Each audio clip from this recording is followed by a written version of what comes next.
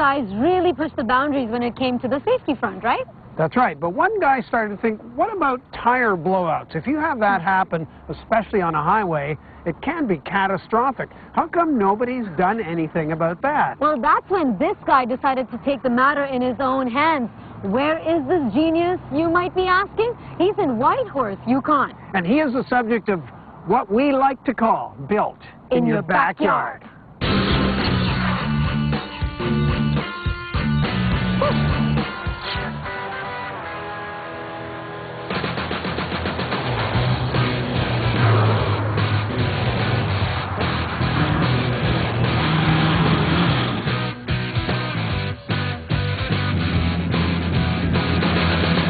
For this inventor, the road to success is marked with gravel, potholes, and a flat tire or two, literally.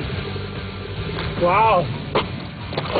Wow. He's either a daredevil or a madman.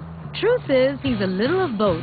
Whitehorse inventor, do-it-yourself kind of guy, Peter Becker has made a tire rim, he says, that could make roads safer for everyone. You cannot prevent the disintegration of a tire, but you can maintain vehicle control with a completely disintegrated tire. The innovation? A tire rim that is oval rather than round. He says that the run-flat tire rim is a very simple idea. Basically, it's a fail-safe safety device. When he came up with this idea, he went to work.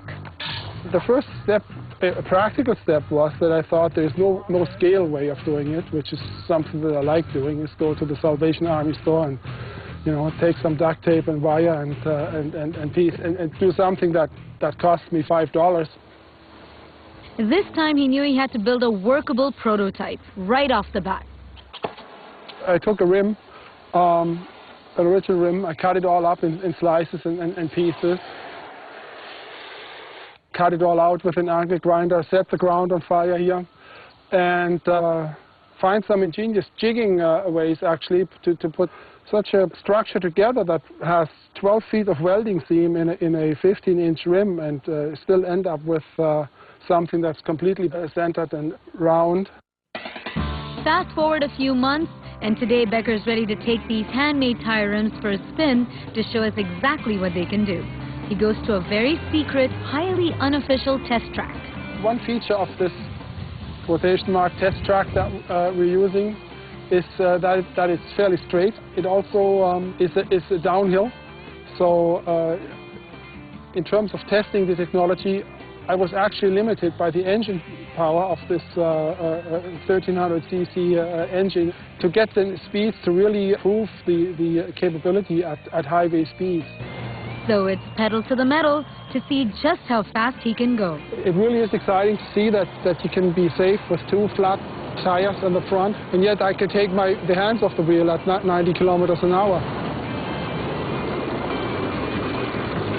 In this video that he made himself, Becker shows the evidence. The tire is in two pieces now. The run flat rim has survived 12 kilometers, again with no effect of wear whatsoever. The conventional tire rim and Becker's run-flat rim share the exact same circumference, and they have the exact same amount of slack. Any tire rim has a drop center, a circular depression, which provides the slack to mount and unmount tire from that rim. However, the conventional rim has a consistent center depression of about 18 millimeters, while the run-flat rim has a depression that varies from about 6 millimeters to about 35 millimeters at its deepest point. In motion, the high points of the oval, just like from a chicken egg, actually lock the tire into place. Should the tire blow out, explode, lose its tread or deflate while it's moving, while it's on the vehicle, the high points of the oval fill the rim well completely in a dynamic way. Between the road surface and the two high points, you have a triangle that creates a 100% reliable bead locking. So the tire cannot go out of center, stays mounted. He figured out a way a tire can be mounted on a run flat rim exactly the same way a tire is mounted on a conventional rim. It's not your typical workspace, but it's precisely the way Becker likes it. There's a certain inspiration that comes from chaos versus that clean shop floor. Sometimes what you have works better than what you could actually buy. And from this chaos came an idea that could have applications around the world.